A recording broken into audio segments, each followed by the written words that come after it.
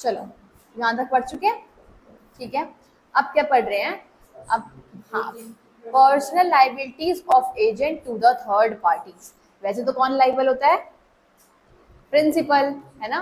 Principal liable होता है, agent liable होता है क्या थर्ड पार्टी के लिए, जी नहीं। कह रहा है in the absence of any contract the agent can not be personally enforce the contract nor he is personally bound, he can neither sue nor to be sued by the made by him on his principal behalf। कौन आपस में स्यू करेगा, principal third party आपस में करेंगे, agent का कोई role है नहीं, वो तो सिर्फ उसके बिहाफ पर काम कर रहा है। लेकिन कुछ एक्सेप्शंस हैं, ये कुछ फॉलोइंग केसेस हैं जहां पर agent is presume to have agreed to be personally bound. कह रहे हैं फॉलोइंग केसेस हैं जहां पर माना जाएगा कि लाइबल कौन रहने वाला है, प्रिंसिपल, और सॉरी एजेंट, ठीक है। कौन लाइबल रहने वाला है, एजेंट। तो हमने पहला पॉइंट पढ़ा, कह रहे हैं जहां पर merchant resident abroad and foreign principal, मैंने एग्जांपल दिया था ना, लंदन में रह रहा है, तो कोई प्रिंसिपल अगर लंदन में रह रहा है तो उस और सारा उसने कामकाज किसको दे रखा है, एजेंट को दे रखा है, तो यहाँ पर एजेंट पर्सनली लाइबल रहेगा। When an agent has entered into a contract of sale on the behalf of principal resident abroad, principal कहाँ पे रहता है, अब्रॉड में रहता है, ठीक है, तो वहां पर लाइबल कौन रहेगा, एजेंट, ठीक है जी। जहां पर एजेंट ने अपनी आइडेंटिटी डिस्क्लोज ही नहीं करी है, when the agent does not disclose the name of his principal or undisclosed principal, वो कह रहा है थर्ड पार्टी का कॉन्ट्रैक्ट कर रहा है वो, ठीक है। उसने बोला अच्छा आप ही हो या आपका कोई ओनर भी है जिसके भी हाफ पर आप ये काम कर रहे हो, जैसे कि ये प्रॉपर्टी डीलिंग करने गया, ये प्रॉपर्टी डीलर का काम कर रहा है, ठीक है, और ये प्रॉपर्टी सेल परचेज का काम कर रहा है, प्रॉपर्टीज दिखा रहा है एक किसको, थर्ड पार्टी को। तो ये से पूछ रहा है भैया आप ही करते हो, आपके ऊपर कोई और भी है, वो कुछ नाम ही नहीं ले रहा, वो कुछ बता ही नहीं रहा किसी के बारे में, तो इसका मतलब थर्ड पार्टी को क्या समझ में आएगा, भाई यही पार्टी है, इसी के साथ काम धाम चल रहा है, तो लाइबल कौन होगा, पक्का पक्का से यही हो जाएगा। तो when an agent does not disclose the name of his principal then there arise a presumption, तो ये presume करा जाता है कि he must be himself personally liable। कह रहा है non exist and incompetent principal where the principal though disclosed and cannot be sued the agent is presumed to be principally liable। कह रहे हैं अगर वो क्या है, एग्जिस्ट ही नहीं कर रहा, जैसे कि an agent who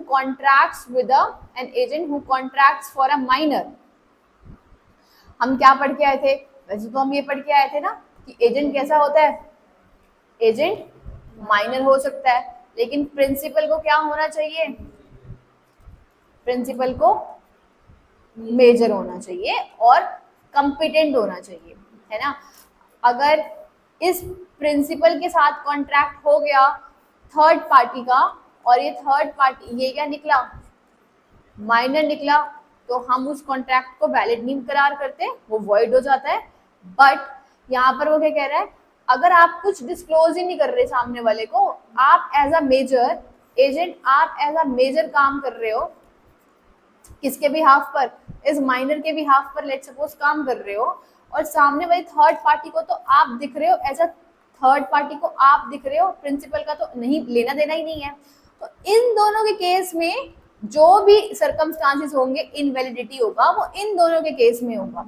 लेकिन एजेंट और थर्ड पार्टी के बीच में तो अगर एजेंट मेजर है और वो सामने वाली पार्टी को, प्रिंसिपल को डिस्क्लोज भी नहीं कर रहा, तो इन दोनों का तो वैलिड कॉन्ट्रैक्ट हो गया, राइट। तो इन दोनों के बीच में तो अब एजेंट प्रिंसिपल का तो कोई मतलब ही नहीं है, थर्ड पार्टी के लिए ये पर्सन है और पार्टी टू द कॉन्ट्रैक्ट है और ये आपस में लाइबल है।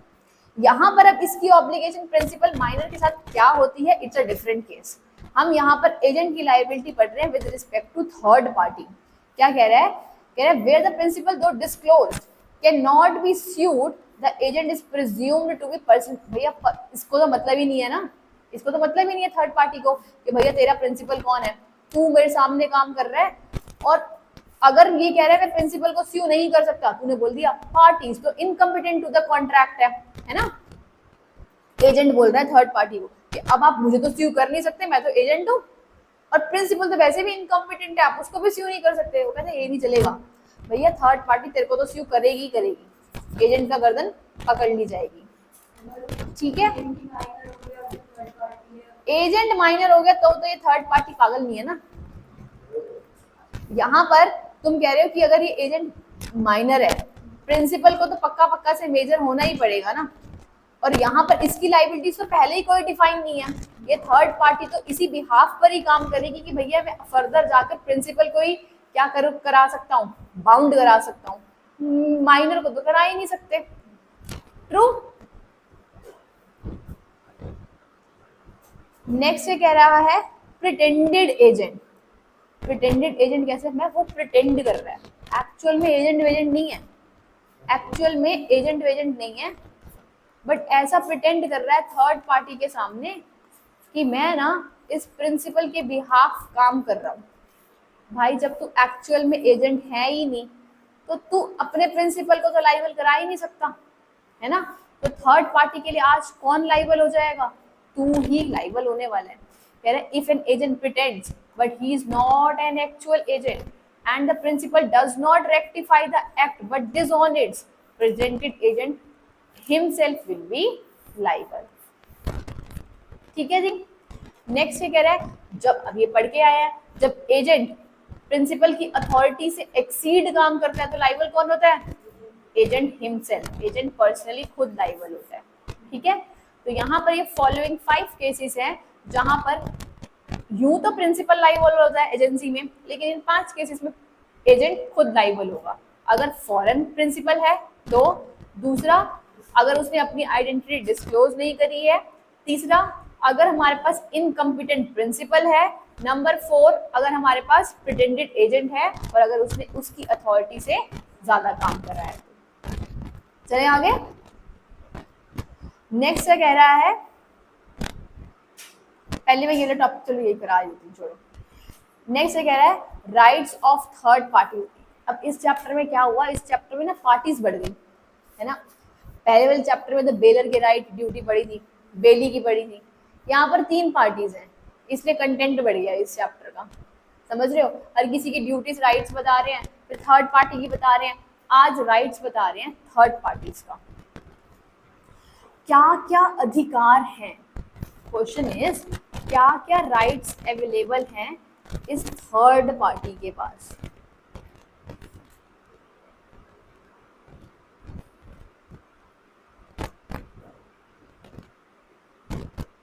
कह रहे rights of parties to a contract made by undisclosed agent. हुआ क्या, यहां पर ये है प्रिंसिपल, ये है एजेंट, ये है थर्ड पार्टी। ठीक है, अब लेट सपोज इसको मूवी देखने जाना है, प्रिंसिपल को मूवी देखने जाना था। ठीक है, अब ये है सिनेमा टिकट्स, ये टिकट्स दे रहे हैं। ठीक है, अब ये सिनेमा टिकट्स सपोज करो ये पर्सन इनकम्पिटेंट है या फिर ये पर्सन इनके नॉर्म्स के हिसाब से एलिजिबल नहीं है टिकट्स लेने के लिए। ठीक है, इसने अपना एजेंट अपॉइंट करा और बोला भाई तू मेरे बिहाफ पर लेकर आ, टिकट्स लेकर आ। ठीक है, अब यहाँ पर ये तो इसको टिकट दे ही देगा क्योंकि ये पर्सन तो एलिजिबल था, टिकट्स तो मिल सकती हैं इसको। ठीक है, लेकिन फर्दर हुआ क्या, परफॉर्मेंस तो इसी को ही परफॉर्म करना पड़ेगा। तो थर्ड पार्टी के लिए अनडिस्क्लोज था, इसकी आइडेंटिटी अनडिस्क्लोज थी। ठीक है, तो यहाँ पर थर्ड पार्टी इस कॉन्ट्रैक्ट को क्या कर सकती है, मना कर सकती है, रेपुडिएट कर सकती है। थर्ड पार्टी क्या कहेगी, भैया मैं तो ये समझ के ये सब सामान दे रहा था क्योंकि ये पार्टी एजेंट एप्रोप्रिएट था इस ट्रांजेक्शन के लिए, बट सेम ट्रांजेक्शन के लिए प्रिंसिपल एप्रोप्रिएट थोड़ी है। अगर मुझे ये डायरेक्ट लेने आता ना तो इसको टिकट ही ना मिलती, है ना। तो यहाँ पर थर्ड पार्टी कॉन्ट्रैक्ट करने से मना कर सकती है। क्या कह रहा है, if an agent makes a contract with a person who neither knows nor has a reason to suspect that he is an agent, इस प्रिंसिपल में require the performance of the contract. Principal चाहता है contract हो, but सामने वाली party को जो ticket दे रही है उसको ये नहीं पता कि ये कौन है, एज एन एजेंट काम कर रहा है। वो तो समझ रहा है ये लेने आया है, इसका मतलब ये अपने लिए ही ले रहा है, किसी दूसरे पर्सन के लिए तो ले नहीं रहा tickets. But the other contracting party has as against the principal the same rights as he would had as against the agent. कहते हैं लेकिन कॉन्ट्रैक्टिंग पार्टी से वो सारा राइट एक्सरसाइज करेगी एजेंट के ऊपर ही, वो समझेगी यही पार्टी है जो कॉन्ट्रैक्ट कर रहा है हमारे साथ। ठीक, if the principal discloses himself before the contract is completed, अगर प्रिंसिपल अपनी आइडेंटिटी डिस्क्लोज कर देता ना वो टिकट्स मिलने से पहले, तो अदर कॉन्ट्रैक्टिंग पार्टी, बोले तो वो टिकट देने वाली पार्टी, थर्ड पार्टी मना कर देती कि मैं इस कॉन्ट्रैक्ट को फुलफिल नहीं करूंगा। If he can show that if he had knows what was the principal in the contract, or if he had the agent has not a principal, he would have not been entered into the contract। तो third party कभी भी उस principal के साथ contract में enter ही नहीं होती। ठीक है जी, तो ये हमारे पास क्या आ रहा है कि ये राइट है सामने वाली पार्टी के पास कि अगर कुछ अनडिस्क्लोज एजेंट है तो उस वाली कॉन्ट्रैक्ट को फुलफिल नहीं करेंगे। तो यहाँ पर ये क्या कर सकता है, रेपोडिएट कर सकता है, कॉन्ट्रैक्ट को मना कर सकता है, खत्म कर सकते हैं। ठीक है, नेक्स्ट क्या कहता है, performance of a contract with agent suppose to be the principal. Performance of contract with agent suppose to be the principal कह रहा है when agent does not disclose that he is acting as an agent and the principal requires a performance of contract, then the principal can obtain such performance subject to the rights and obligations subsisting between the agent and the other contracting party। देखो पहले वाले case में क्या हुआ, पहले वाले case में ये थर्ड पार्टी है, तो ये थर्ड पार्टी मना कर सकती है कि भैया प्रिंसिपल के बिहाफ पे तू लेकर जा रहा है टिकट, भैया नहीं हम नहीं देने वाले उसको, तो अपने उस जो एजेंट के साथ उसने कॉन्ट्रैक्ट करा उसको खत्म कर सकती है, रेपुडिएट कर सकती है। दूसरा कॉन्ट्रैक्ट क्या कह रहा है, दूसरा पॉइंट क्या कह रहा है, थर्ड पार्टी के पास क्या राइट है, थर्ड पार्टी के पास राइट है, ये है हमारे पास प्रिंसिपल, ये है एजेंट। ठीक है, एजेंट ने जब एजेंट ने इसके साथ डील करी ना तो बताया नहीं कि मैं किसी के बिहाफ पे काम कर रहा हूँ। सपोज करो ये है मोहन ही है और ये राहुल है। ठीक है, ये थर्ड पार्टी है।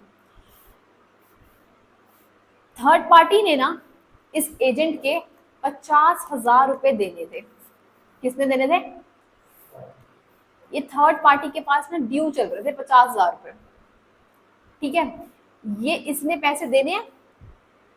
ठीक है, हमने बोला कि ना इसने एजेंट ने ना सेल करी, एजेंट ने थर्ड पार्टी को सेल करी,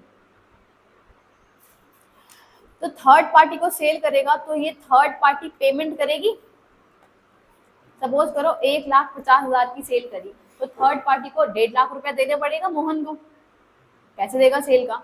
ठीक है, अब मैंने बोला 50,000 रुपये ना लेने थे, इस थर्ड पार्टी ने इस एजेंट से 50,000 रुपये लेने थे। ठीक है, तो भैया ये क्या करेगा, यार मैं नेट ऑफ करके कर देता हूँ पेमेंट, मैं 1 लाख रुपए कर देता हूँ इसको पेमेंट, मेरे को 50,000 रुपये इससे लेने हैं और 1.5 लाख रुपए मैं दे रहा हूँ, तो मैं नेट ऑफ कर देता हूँ। कर सकता है ना, नेट ऑफ सेट ऑफ करके पेमेंट कर सकता है। इस केस में अगर ये एजेंट ने अपनी आइडेंटिटी डिस्क्लोज नहीं करी तो प्रिंसिपल तो ये सेट ऑफ अलाउ करेगा, नहीं करेगा ना। प्रिंसिपल कह रहा है भैया ऐसे कैसे सेट ऑफ, 1.5 लाख रुपए देने हैं और ये एजेंट तो मेरे बिहाफ पे काम कर रहा है, तो पूरा 1.5 लाख रुपए देना, 50,000 रुपए का सेट ऑफ क्यों कर रहा है। ट्रू, लेकिन यहाँ पर ये प्रिंसिपल थर्ड पार्टी को कंपेल नहीं कर सकता कि तू सेट ऑफ मत कर। क्यों, क्योंकि एजेंट ने जब इस ट्रांजैक्शन में पार्टिसिपेट किया था ना तो आइडेंटिटी डिस्क्लोज नहीं करी थी, ये नहीं बताया था थर्ड पार्टी को कि मैं कौन हूँ, एज एन एजेंट काम कर रहा हूँ।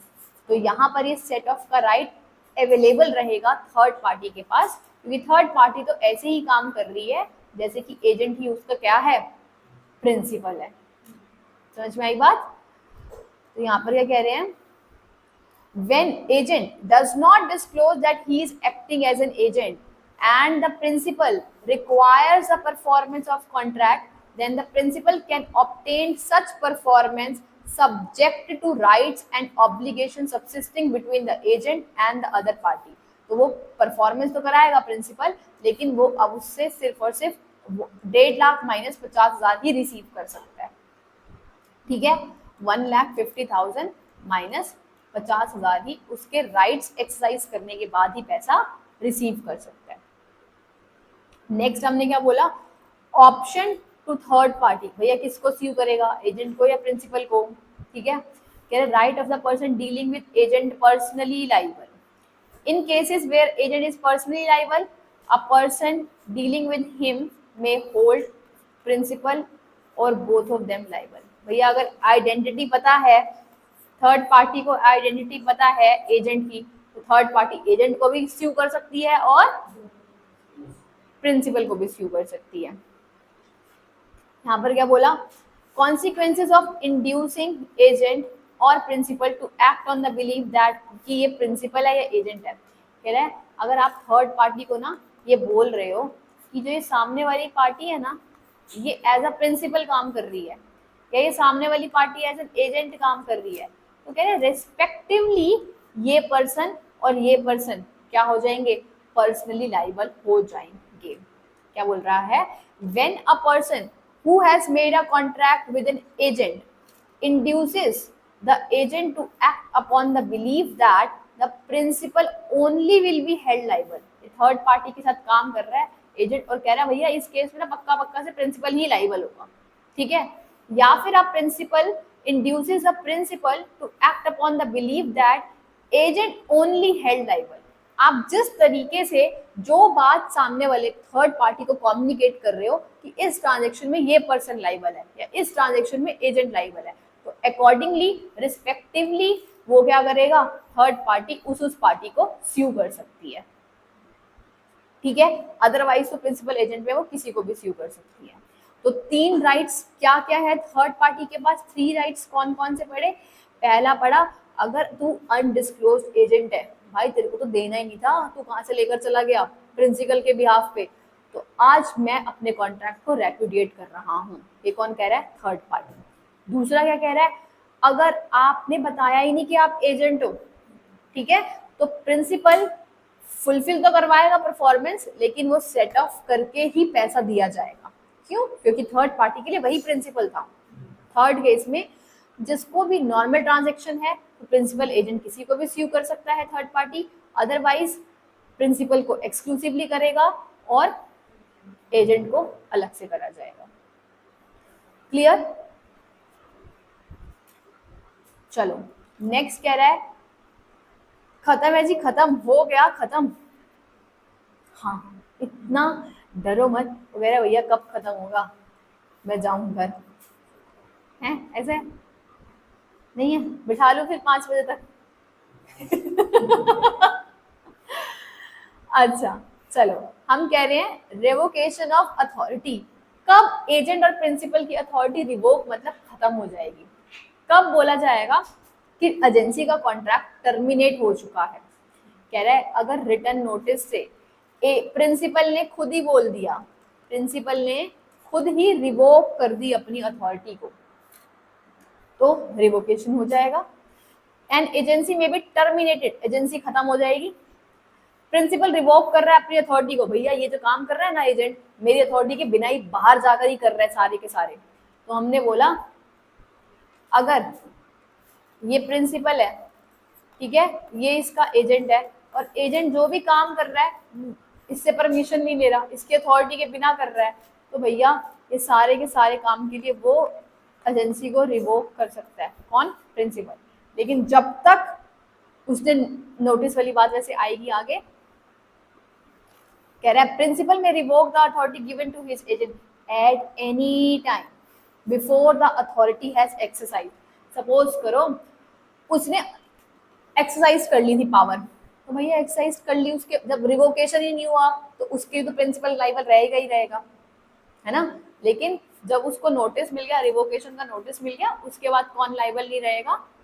प्रिंसिपल। तो at any time before authority has been exercise तो द प्रिंसिपल बाइंड रहेगा ही रहेगा, लेकिन principal cannot revoke the authority given to his agent after the authority has been partly exercise. वो रिवोक नहीं कर सकता अगर उसने कुछ काम करने के लिए बोला, उसे बोला 1000 रुपए की सेल्स कर, 1000 रुपए का कुछ सामान स्टॉक्स सेल्स करने, उसने वो रेवोकेशन दे ही रहा था अभी तक, लेकिन वो पहले ही थर्ड पार्टी को सेल करके बैठ गया, तो भैया उसने एक्सरसाइज कर लिया ना, तो प्रिंसिपल तो लाइबल होगा ही होगा। समझा? कह रहा है however the principal cannot revoke the authority given to his agent after the authority has been partly exercised and the obligation acts already done in an agency। उसके बाद कर सकता है, मतलब उन एक्ट्स के लिए वो लाइबल रहेगा। ठीक है। नेक्स्ट ये कह रहा है compensation for revocation by principal. भैया तुम्हारी एजेंसी का टाइम पीरियड था 5 साल का, तुमने 5 साल की एजेंसी का टाइम पीरियड मेंटेन रखा था, है ना। प्रिंसिपल आज तू 2 साल बाद ही एजेंसी तोड़ रहा है, नुकसान हो गया ना बेचारे एजेंट को, नुकसान हो गया ना। 5 साल का था, तूने 2 साल में खत्म कर दी, तो इसके लिए क्या करना पड़ेगा? कंपनसेशन देना पड़ेगा। ठीक है। So if there is premature मतलब पहले ही अगर आपने रिवोक कर दिया तो प्रिंसिपल को कंपनसेट करना पड़ेगा एजेंट को। ठीक है। आगे क्या कह रहे हैं? Notice of revocation. भैया प्रिंसिपल लिखित में नोटिस डालना पड़ेगा, किसको? एजेंट को, कि तू अपनी अथॉरिटी रिवोक कर रहा है। लेकिन पक्का पक्का से इस चीज का नॉलेज जब वो उसको मिल जाएगा एजेंट को, तभी रिवोक कर सकते हो। कह रहा है when the principal having justification to do so revoke the authority he must give reasonable notice of such revocation, otherwise he can be liable for the compensation for damage caused to the agent। Next कह रहा है revocation and renunciation में be expressed और implied. Implied revocation भी हो सकता है, जैसे कि उसने बोला भैया तुझे गुड्स बेचने हैं, किसको? थर्ड पार्टी को गुड्स बेचने हैं, एजेंट को बोला था, लेकिन उसने खुद ही बेच डाले, तो इसका मतलब वो अथॉरिटी रिवोक हो चुकी है। ठीक है जी। नेक्स्ट क्या कह रहा है? Renunciation by agent. ऊपर क्या हो रहा था? प्रिंसिपल कर रहा था अथॉरिटी को रिवोकेशन, यहाँ पर प्रिंसिपल कर रहा था, यहाँ पर कौन कर रहा है? एजेंट कर रहा है। कह रहा है अगर एजेंट अपने राइट्स को रिनाउंस करता है तो उसको प्रिंसिपल को कम, सेम केसेस सब एजेंट के पार्ट से बताए हुए जो पढ़ के आए हैं। एजेंट में renounce the business of the agency in the same manner as the principal has a right. In the first place agency is for a fix period. 5 साल की एजेंसी थी, पहले प्रिंसिपल ने रिवॉक करा तो प्रिंसिपल पैसा दे रहा है एजेंट को, यहाँ पर एजेंट पैसा देगा प्रिंसिपल को। The agent would have to compensate principal for premature renunciation. ठीक है।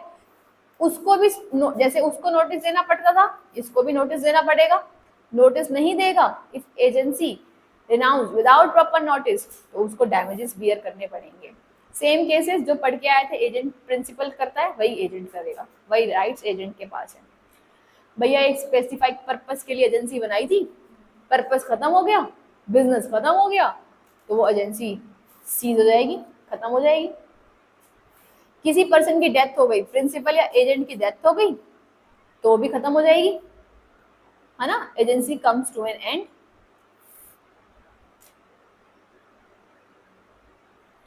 Any agency is determined automatically on the death or insanity of principal or agent. Winding up of a company or dissolution of partnership have same effect done by agent before the death of remaining binding। Principal ही अगर insolvent हो गया तो भी agency खत्म हो जाएगी। Specified time के लिए हमने एजेंसी बनाई थी, 2 साल की एजेंसी बनाई थी, 2 साल खत्म हो गए तो भी एजेंसी खत्म हो जाएगी। इजी। चलो उसके बाद क्या पढ़ रहे हैं? When the agency is irrevocable, कह रहे हैं कब एजेंसी खत्म ही नहीं होगी, एजेंसी कब खत्म नहीं होगी, इररिवोकेबल। हमने बोला जहां पर ना, जहां पर एजेंट का पर्सनल इंटरेस्ट है, एजेंट का पर्सनल इंटरेस्ट है, इसने बोला भाई प्रॉपर्टी बेचनी है तेरे को, बट वो प्रॉपर्टी खुद खरीदना चाहता है उस सब्जेक्ट मैटर में जिसमें इसका खुद का प्रॉफिट है या खुद का इंटरेस्ट है, वहां पर वो इररिवोकेबल हो जाता है। हमने बोला when the agent is personally interested in the subject matter मतलब property, subject matter of agency, agency become irrevocable. Where the agent has himself interest in the property which forms the subject matter of agency, agency cannot in the absence of express contract be terminated। मतलब अपने आप नहीं खत्म होगी, बोलना पड़ेगा principal को कि टर्मिनेट कर रहा हूं, तब जाकर खत्म होगी। ठीक है, नेक्स्ट कह रहा है इफेक्ट्स ऑफ टर्मिनेशन क्या है, अगर खत्म हो गई, एजेंसी ही नहीं है तो क्या होगा, the termination of the authority of an agent does not so far regards as an agent take effects before as become comes to know, so as far regards third person before it becomes come to know them। क्या बोल रहा है, when termination of agent's authority take effect as to agent as to the third person। एक minute, कह रहा है the termination of the authority of an agent does not so far as regards the agent। अब वो further agent तो रहने नहीं वाला, नहीं रहेगा ना, प्रिंसिपल लाइबल होने वाला है। कह रहा है take effect before it comes to known to them और regards to third person before it becomes known to them. कह रहा है ए ने डायरेक्ट करा बी को agent to pay a certain sum of money to C, कि C को पैसा देना है। पता चला कि सी की तो डेथ हो गई है, ए की डेथ हो गई, ए कौन है, प्रिंसिपल है। ए ने बी को बोला था भैया सी को दे दे, पैसा देना है तेरे को सी को, बट ए की तो डेथ हो गई। D take out probate of his will, D कौन है, उसका legal representative. B after the A's death but before the hearing of it pays the money to C and the payment is good against the D। कह रहे सारे rights अगर termination कर दिया आपने, किसी भी रीजन की वजह से अगर एजेंसी आज टर्मिनेट हो गई है, तो ये जो पर्सन है एजेंट, तुझे सारे के सारे राइट्स जो भी तू इन प्रोसेस में था तुझे एक्सरसाइज करने पड़ेंगे। क्यों, क्योंकि इसको जो पर्सन डिसीज हो रहा है आगे उसका लीगल रिप्रेजेंटेटिव लाइबल रहने वाला है चीजों को लेकर, थर्ड पार्टी के लिए, थर्ड पार्टी के लिए इसका लीगल रिप्रेजेंटेटिव लाइबल रहेगा। तो आज इस एजेंट को एक्सरसाइज करना पड़ेगा जो भी ये अपनी ड्यूटीज का कर रहा था। कह रहा है B after the A's dead but before hearing of it pays the money to C, उसको पैसा देना ही पड़ेगा। ये नहीं कह सकता इसने पैसे दिए थे इसको 1 लाख रुपए जाके सी को दे दे, इसकी डेथ हो गई और ये 1 लाख रुपए लेके भाग गया, नहीं ना, आपको इस लीगल रिप्रेजेंटेटिव को गुड टाइटल देना पड़ेगा, जो पैसा आपके पास है आपको उसका राइट्स एक्सरसाइज करना पड़ेगा अगेंस्ट द थर्ड पार्टी। ठीक है, लास्ट क्या कह रहा है हमारे पास, कह रहा है agents duty on termination of agency by principal deaths or insanity। When agency is terminated by the principal dying or become unsound mind, the agent is bound to take on the behalf of representative all the reasonable steps, ताकि वो protect कर सके, जैसे अभी बता रहे हैं, protect कर सके किसके राइट्स को, लीगल रिप्रेजेंटेटिव के राइट्स को। ठीक है, last one is termination of सब एजेंट अथॉरिटी। भैया अगर एजेंसी गई, एजेंसी खत्म हो गई तो सब एजेंसी अपने आप ही खत्म हो गई। ठीक है, कह रहा है the termination of authority of an agent causes termination of the authority of all the sub agents appointed by him. Done.